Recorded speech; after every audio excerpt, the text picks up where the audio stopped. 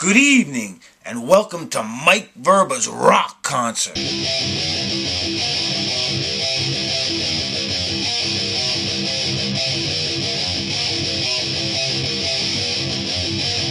Rock! Good evening, welcome to another episode of Mike Verba's rock concert. Tonight, we're gonna go take a look at two more of my favorite all-time rockers. First up, the greatest rock star to ever come out of my home state of New Jersey.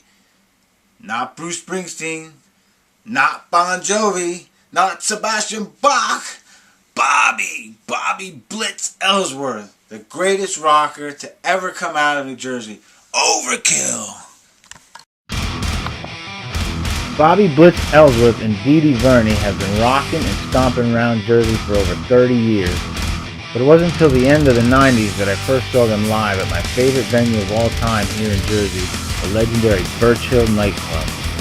Birch Hill was a small, sweaty place that held about 900 and had no air conditioning, but was the greatest place ever to experience a show. You would sweat just walking in the front door. I saw Overkill a number of times there, and it was always a blast. Overkill always rocked the roof off. It wasn't long before Bobby and Dee Dee would become my all-time favorite Jersey heroes. Now with Dave Lynch and Derek Taylor as permanent figures and Ron McNicky on drums, Overkill is a complete homegrown Jersey band and are the greatest Jersey rockers ever. I see them every time they play live in Jersey, New York City, or Philly, and they are rocking every bit as much today as they ever have. They just released a new album in 2012 called The Electric Age and continue to remove roofs from nightclubs well into their third decade. Now, here they are live from the Starland Ballroom here in New Jersey performing a classic hit, Hello from the Gutter. Welcome to the motherfucking gutters of New Jersey.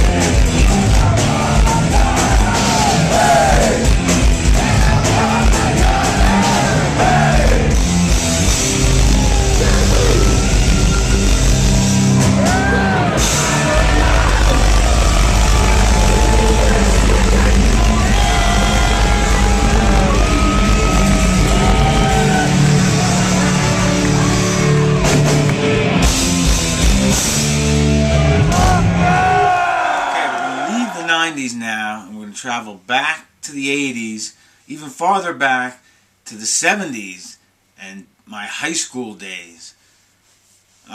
In the 70s, as I was growing up, I was always a hard rocker. I didn't like the classical rock bands like Yes or Genesis or ELP, or I really didn't like them. I liked the rock. I liked Slade. I liked Foghat. I liked Brownsville Station, ZZ Top. By the time I got into high school, I was a full-fledged AC/DC fan. And I don't mean today's household name AC/DC. I mean the Bon Scott era of AC/DC. Barely anybody in high school was AC/DC fans. Nobody even heard of them back then. But I had a wide range of musical tastes. And although my favorite band was AC/DC, my second favorite band was the exact opposite. I started picking up on drum machines and computers and electronic music. And my second favorite band became Gary Numan and Two-Way Army. Gary Numan is one of my all-time favorite artists ever. He is also one of my favorite writers ever.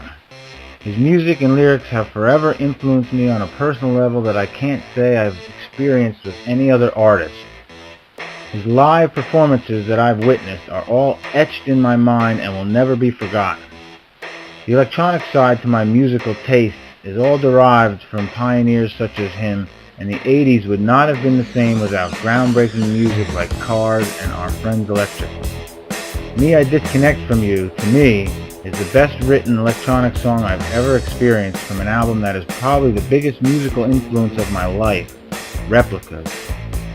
My life today surely wouldn't be the same without the influence of Two-Way Army and one of my greatest musical heroes ever, Gary Numan. Got to go back to February of 1980. Was a month that changed my life forever. Me and my friends had tickets for the Nassau Coliseum to go see the Pink Floyd The Wall on its second night, which, you know, would be something you remember forever.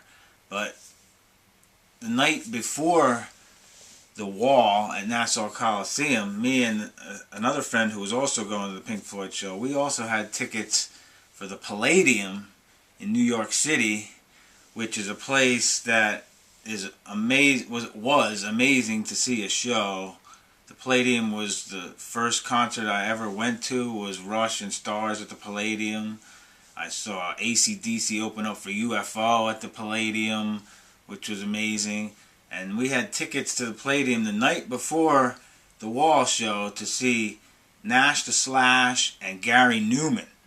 And it was just amazing. It was the height of New Wave. This New Wave had just started, and me and my one friend started digging the New Wave, and we were Gary Numan fans.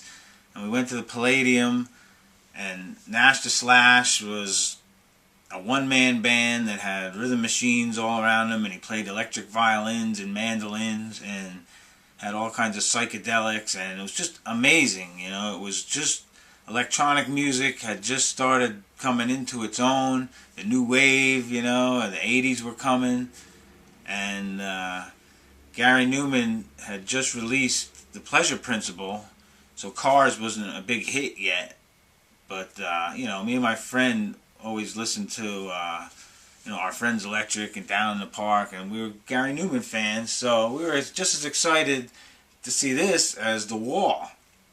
And it was an amazing show. The lights and the electronics, it was stuff that I had never seen before, you know.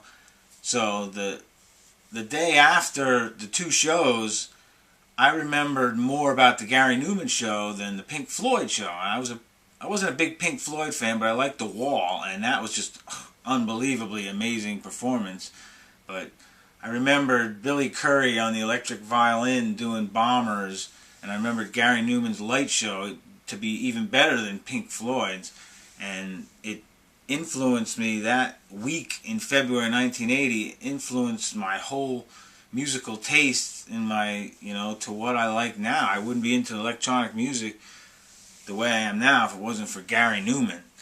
So here I have video of a live performance of the Pleasure Principle album, And here's Gary Numan doing the song Metal.